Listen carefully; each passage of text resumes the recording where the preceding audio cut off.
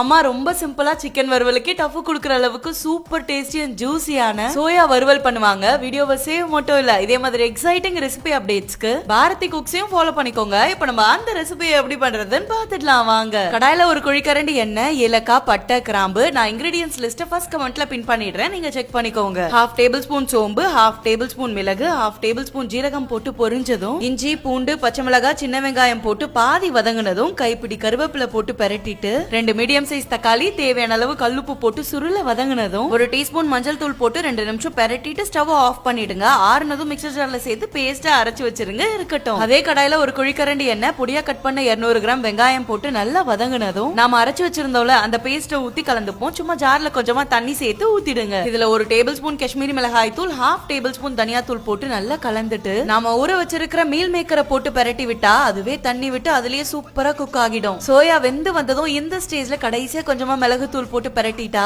ஆஹா, ஜூசியான soya வறுவல் அம்மா ஸ்டைல்ல ரெடி. கொத்தமல்லியை தூவி சர்வ் பண்ணிருங்க. ரெசிபி உங்க ஃப்ரெண்ட்ஸ் அண்ட் ஃபேமிலி மெம்பர்ஸ்க்கும் ஞாபகமா ஷேர் பண்ணி விட்டுருங்க. தேங்க்யூ.